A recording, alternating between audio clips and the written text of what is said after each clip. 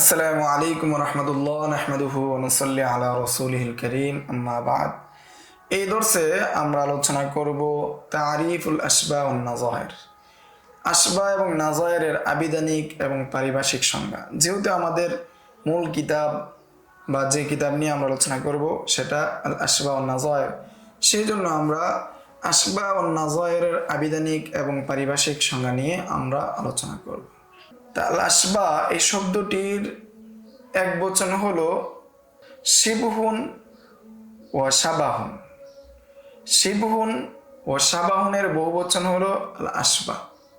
এর অর্থ হলো আল মিসলু ও শাবিহ। অর্থাৎ আল আসবা শব্দটি শিবহুন সাবাহুনের বহু বচন। অর্থ বলা যায় মতো, সাদৃশ্য, অনুরূপ বস্তুকে শিবহুন এর বহু বচন আল আসবাহ বলা হয়। উদাহরণ হিসাবে আরবরা বলে থাকে ইউকালু শাবাহতু শাইআ বিশাই আই আকামতুহু মাকামাহু লিসিফাতিন জামিআতিন বাইনাহুমা, যে আমি এই জিনিসটাকে ওই জিনিসের মতো করেছি।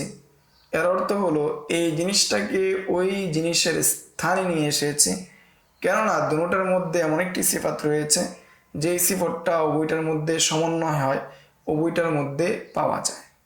এটাই হলো শাবাহতু শাইআ বিশাই আই আকামতুহু মাকামাহু লিসিফাতিন জামিআতিন বাইনাহুমা। তা বলা যায় শাবাহতু শাইআ বিশাই, অর্থাৎ আমি একটি বস্তুকে আরেকটি বস্তুর সাথে তুলনা করেছি, উপমা দিয়েছি, কেননা একটি বস্তুর সাথে আরেকটি বস্তুর যদি কোনো গুণগত সম্পর্ক থাকে তখন। এখন যে সেলা থাকা, সম্পর্ক থাকা, এই সেলাটা অর্থাৎ একটি বস্তু আরেকটি বস্তুর মতো হওয়ার যে বিষয়, সেটা সিফতে জাতিয়া হতে পারে অথবা সিফতে মানবিয়া হতে পারে। জাতিয়া মানে সত্তাগত সিফত, সত্তাগত গুণ। মানবিয়া মানে যে অর্থগত গুণ, অর্থগত সিফত।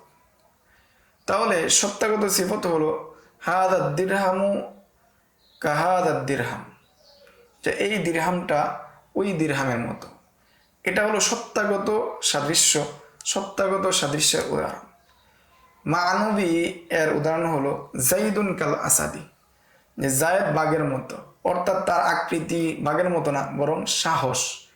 এটা হলো মানবী উদাহরণ। তো নাজায়ের আবিধানিক অর্থ তো আমরা পেয়েছি। আর নাজায়ের শব্দটা নাজিরাতুন এর বহু বচন। এর অর্থ হলো মিসলু ওয়া শাবিহু। তো এখানে নাজায়ের শব্দটি নাজিরাতুনের বহু বচন, মতো বা সাদৃশ্য। তো এর মুজাক্কর হলো নাজিরুন, নাজিরুন, নাজিরাতুন, নাজাইরু। যেমন আল মিসলুল মুসাবি, সমান সমান। ও জমা হলো নুজারা, অর্থাৎ এর জমা কি নুজারা। তাহলে মুজাক্কার হলো নাজিরুন, মুআন্নাস হলো নাজিরাতুন, জমা হলো নাজায়ের, নুজারা। তো নাজিরুনের বহুবচন নুজারা আর নাজিরাতুনের বহুবচন নাজায়ের। তাহলে নাজায়ের, নাজিরাতুন এদের উদ্দেশ্য হলো আত-তলিয়া। তলিয়া অর্থ হলো অগ্রগামী, দ্রুতগামী, অগ্রদূত, এটাকে বলা হয় তলিয়া। আবার এই নাজায়ের শব্দটাকে আফাদিল, এরপরে কি আফাদিল এর জন্য কি করা হয়, ব্যবহার করা হয়। ফলে শব্দটি সম্মানিত ব্যক্তিদের ক্ষেত্রে কি হয়, প্রযোজ্য হয়। তাহলে আল আসবা ও নাজায়ের উভয় শব্দের অর্থ ধরে নেওয়া যায় একই। তাহলে আসবা আমরা শিবহুন, শাবিহুন, নাজিরুনের জমা নাজায়ের, নজারা, এই শব্দের আবিধানিক পারিভাষিক সঙ্গে আমরা আবিধানিক অর্থগুলো আমরা জেনেছি। এই আবিধানিক অর্থের প্রেক্ষিতে আমরা বলতে পারি দুটোটা কি মুরাদিফ।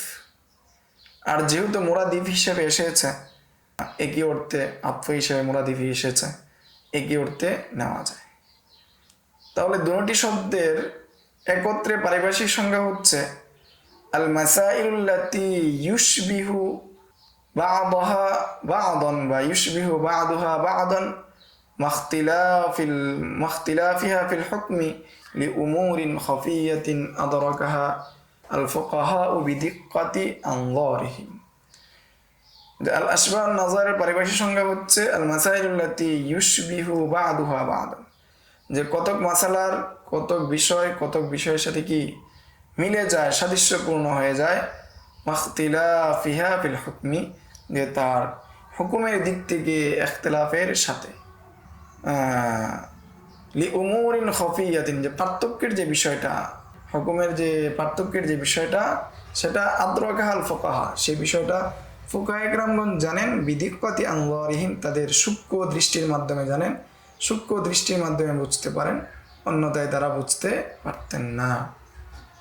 তাহলে আমরা এই যে আল আশবাহ ওয়ান নাযায়ের যে সংজ্ঞা রয়েছে, সেই সংজ্ঞার মাধ্যমে আমরা বুঝতে পারলাম আশবাহ ওয়ান নাযায়ের মূলত ফন্নুল ফুরুক, আল জামু আল ফুরুক যেটা রয়েছে, আল ফান্নুল ফুরুক, যে ফন্ন ফুরুক যাকে বলে, আল আশবাহ ওয়ান নাযায়ের তাকে বলে। অর্থাৎ এই দুইটা ফন মুয়াফেক বা একই, যে ফুরুক এবং আল আশবাহ ওয়ান নাযায়ের সেই দুইটা যে এক, এর পক্ষে দলিল দেওয়া হচ্ছে যে ইমাম হামবি এবং হুসাইনি, দুইজন বিখ্যাত উসুলবিদ, তারা এই সংজ্ঞাগুলোকে, অর্থাৎ আল আশবাহ ওয়ান নাযায়ের যে সংজ্ঞা, এই সংজ্ঞাকে উল্লেখ করার পরে তারা বলেন কি, যে আওরাদা হাদা তারিফ, যে তারা দুজন এই সংজ্ঞাকে উল্লেখ করার পরে তারা বলেন কদ সন্নাফু লিবায়ানিহা কুতুবান কা ফুরুকিল মাহবুবি ওয়াল কারাবিসি।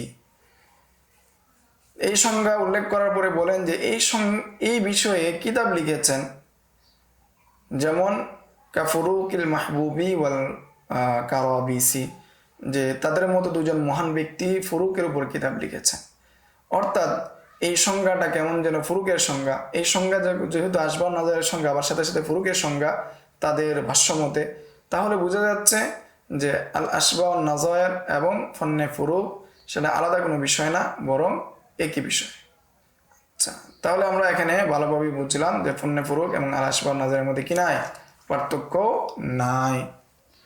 ফলে আল আশবাহ ওয়ান নাযায়ের সম্পৃক্ত যে কিতাবগুলো রয়েছে, সেগুলোর দিকে যদি আমরা ভালোভাবে লক্ষ্য করি, ভালো করে বুঝি, তাহলে দেখব যে আল আশবাহ ওয়ান নাযায়ের মধ্যে শুধু ফুরুকের যে আলোচনা আছে সেটার মধ্যে সীমাবদ্ধ না, বরং এর মধ্যে আরো অনেক বিষয়, আল কাওয়াইদুল ফিকহিয়া, অর্থাৎ কাওয়াইদুল ফিকহিয়া অন্তর্ভুক্ত করা হয়েছে, যাওয়াবিত উল্লেখ করা হয়েছে, হিয়াল উল্লেখ করা হয়েছে, আলগাজ উল্লেখ করা হয়েছে। আলগাজ মানে ফিকহি দাদা, হিয়াল মানে শরী কৌশল, এই কৌশলগুলো উল্লেখ করা হয়েছে। যেমন ইবনে সুবকির কিতাব এবং ইবনে নুজাইমের আল আশবাহ ওয়ান নাযায়ের কিতাব, এর অধীনে তারা এই বিষয়গুলোকে উল্লেখ করেছে। ফলে ইমাম সুবকি রহমতুল্লাহি আলাই ফুরুক, আল আশবাহ ওয়ান নাযায়ের এর মধ্যে পার্থক্য উল্লেখ করেছেন, যে এগুলোর মধ্যে কি আছে, পার্থক্য রয়েছে। ইমাম সঈদ রহমতুল্লাহি আলাই মিছিল, অর্থাৎ আশবাহ নাযায়ের, এগুলোর মধ্যে তিনি কি পার্থক্য উল্লেখ করেছেন। পার্থক্য করার প্রেক্ষিতে তিনি বলেন যে যদি যেটা বিষয়ে মুমাসালা বলা হয়, মুমাসালা দ্বারা উদ্দেশ্য যে তাকতাজিল মুসাওয়াতা মিন কুল্লি ওয়াজহিন, যেটা সব দিক থেকেই কি হবে, সমান হবে, সব দিক থেকেই সমপর্যায় হবে, সেটা হলো মুমাসালা। আর মুশাবাহা বলা হয় যেটা আল ইশতিরাক ফি আকসারিল উজুহ লা কুল্লিহা, যে অধিকাংশ দিক থেকে যেটা কি তার মতো, কিন্তু সর্বদিক থেকে যেটা কিনা তার মতো না, একটি আরেকটির মতো না, সেটাকে বলা হয় মুশাবাহা।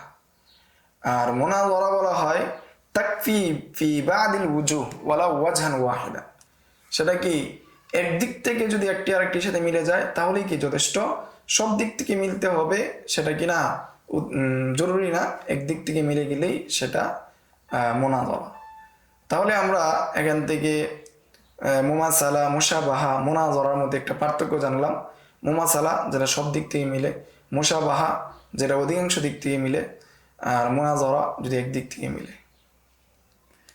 এই জন্য বলা হয় যে হাদা নাজিরু হাদা ফি কাদা, এটি অমুক বিষয়ে এর নজির, যদিও অন্য দিক থেকে ভিন্ন হতে পারে। এ থেকে বোঝা যায় যে নজির শব্দটি একা ব্যবহার করা হয় তখন কখনো কখনো সাদৃশ্য অর্থেও হতে পারে, কিন্তু যখন আল আসবা ও নাজায়ের একসাথে বলা হয় তখন নাজায়ের শব্দ দ্বারা সাদৃশ্য নয় বরং বিশেষ অর্থ বোঝানো হয়। এই কারণে উলামায়ে কেরামগণ যখন আল কাওয়াইদুল ফিকহিয়া এবং আল ফুরুকুল ফিকহিয়া এই দুই বিষয়কে এক শিরোনামের অধীনে আনতে চান তখন তারা নাজায়ের শব্দটিকে আল আসবায়ের সাথে যুক্ত করেন, যাতে এই শিরোনামের মাধ্যমে বা এই শিরোনামের মধ্যে কায়দা ফুরুক উভয় বিষয়গুলো অন্তর্ভুক্ত হয়ে যায়। তাহলে এই কথাগুলো দ্বারা আমরা বুঝলাম যে আল আসবা ও নাজায়ের এটা ব্যাপক, অপরদিকে আল ফুরুক সেটা কি নির্দিষ্ট বা সেটা খাস। তাহলে আমরা বলতে পারি আল আসবা ও নাজায়ের এবং আল কাওয়াইদুল ফিকহিয়ার মধ্যে সম্পর্ক হলো, তাহলে আমরা দীর্ঘ আলোচনা থেকে আল আসবা ও নাজায়েরের আবিধানিক, পারিভাষিক এবং কাওয়ায়েদ ফুরুক এই বিষয়ে আমরা সংক্ষিপ্তভাবে আমরা দীর্ঘ আলোচনা থেকে জানলাম। এখন আমরা জানবো আল কাওয়াইদুল ফিকহিয়া ও আল আসবা ও নাজায়েরের মধ্যে সম্পর্ক। তো ফিকহি কাওয়ায়েদ আল কাওয়াইদুল ফিকহিয়া এবং আল আসবা ও নাজায়েরের মধ্যে যে সম্পর্ক রয়েছে সেটা জানার আগে আমাদের গুরুত্বপূর্ণ বিষয় একটা তথ্য জানার প্রয়োজন। সেটি হলো ফিকহি কাওয়ায়েদ বা কাওয়ায়েদ বিষয়ে আল আসবা ও নাজায়ের নামে প্রথম যিনি কিতাব রচনা করেন, আল আসবা ও নাজায়ের নামে প্রথম যিনি কিতাব রচনা করেন তিনি হলেন সদরুদ্দিন মুহাম্মদ ইবনে ওমর, যিনি ইবনুল ওয়াকিল নামে পরিচিত। ওনার ওফাত 716 হিজরিতে, অর্থাৎ 716 হিজরিতে অর্থাৎ 7ম শতাব্দীতে আল আসবা ও নাজায়ের শিরোনামে কিতাব লেখা হয়। এরপর থেকে অনেক আলেম এই বিষয়ে ফিকহি কাওয়ায়েদ নিয়ে কিতাব রচনা করেছেন, যা আপনারা যদি অধ্যয়ন করেন তাহলে আপনারা এই বিষয়ে যদি গবেষণা করেন তাহলে আপনারা জানবেন। আর কাওয়াইদুল ফিকহিয়া এবং জওয়াবিতুল ফিকহিয়া এবং ফুরুকুল ফিকহিয়া যে বিষয়গুলো রয়েছে এইগুলোকে নিয়েও আলেমরা বিভিন্ন কিতাব রচনা করেছেন, সংযোজন করেছেন। উদাহরণস্বরূপ কতক উলামায়ে কেরামগণ আলগাজ বা ধাঁধা যে জটিল প্রশ্ন রয়েছে সেগুলোকেও এই আল আসবা ও নাজায়েরের মধ্যে অন্তর্ভুক্ত করেছেন, যেমন ইবনে সুবকি এবং ইবনে নুজাইম। আবার কেউ কেউ ফিকহি মাসালাগুলো কিভাবে উসুলের উপর ভিত্তি করে নির্ণয় করা হয় তা নিয়ে আলোচনা করেছেন। আবার কেউ কেউ মাসালাগুলোকে কালাম শাস্ত্রের মূলনীতি এবং ফিকহের মূলনীতি, এমনকি আরবি নাহু ব্যাকরণ, আরবি নাহু যে রয়েছে, নাহু যে শাস্ত্র রয়েছে এর উপর ভিত্তি করে বিশ্লেষণ করেছেন। এই ধরনের আলোচনা করেছেন ইমাম সুবকি রহমতুল্লাহ আলাই।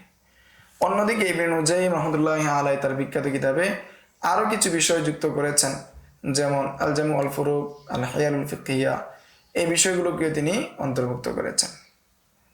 তবে এইসব কিতাবের সবচেয়ে বেশি গুরুত্ব দেওয়া হয়েছে দুটি বিষয়ের উপর। এক নম্বর আল কাওয়াইদুল ফিকহিয়া, আরেকটা হলো আল জওয়াবিতুল ফিকহিয়া, এবং এর সাথে সাথে আল ফুরুকুল ফিকহিয়া এর মধ্যে কি গুরুত্ব দেওয়া হয়েছে। এই বিষয়ে আবার কেউ কেউ স্বতন্ত্র কিতাব লিখেছেন, তার মধ্যে ইবনে ওয়াকিল অর্থাৎ ফুরুকুল ফিকহিয়ার উপর ইবনুল ওয়াকিল, ইবনে সুবকি, ইবনুল মুলাক্কিন। আবার কিছু উলামায়ে কেরামগণ এই ফোনের উপর এই বিষয়টিকে বিস্তারিতভাবে আলোচনা করেছেন, যেমন ইমাম সুয়ুতি, ইবনে নুজাইম। এইসব কিতাবগুলো গভীরভাবে যদি অধ্যয়ন করা হয়, যদি কেউ অধ্যয়ন করে, তাহলে এর গুরুত্বের বিষয়ে তাদের পরিষ্কার ধারণা চলে আসবে। আমাদের তোর মধ্যে একটা আলোচনা ছিল আল আসবা ও নাজায়ের এবং আল কাওয়াইদুল ফিকহিয়ার মধ্যে সম্পর্ক কি। তাহলে আল আসবা ও নাজায়ের হলো আম আর কাওয়াইদে ফিকহিয়া হলো খাস। তাহলে এর মধ্যে সম্পর্ক হলো অমুম খুসুস মুতলাক, অমুম খুসুস মুতলাকের কি সম্পর্ক, অর্থাৎ আল আসবা ও নাজায়ের এবং আল কাওয়াইদুল ফিকহিয়ার মধ্যে অমুম খুসুস মুতলাকের সম্পর্ক। তাহলে আমরা দীর্ঘ আলোচনা থেকে আমরা এর অর্থাৎ জানতে পারলাম যে আল আসবা ও নাজায়ের আবিধানিক, পারিভাষিক এবং আল আসবা ও নাজায়ের এবং কাওয়াইদুল ফিকহিয়ার মধ্যে পার্থক্য কি, এই বিষয়ে সংক্ষিপ্ত আকারে কে কে কিতাব লিখেছেন সে সম্পর্কে আমরা সংক্ষিপ্তভাবে জানলাম। সামনের দর্শে আমরা আল আশবাহ নাজায়ের সম্পর্কে সংক্ষিপ্তভাবে জানব এবং পরের দর্শ থেকে আমরা মূল কিতাব শুরু করব, মুকাদ্দামা শুরু করব ইনশাআল্লাহ। আসসালামু আলাইকুম ওয়া রাহমাতুল্লাহ। ومن يؤت الحكمة فقد أوتي خيرا كثيرا وما يذكر إلا أولو الألباب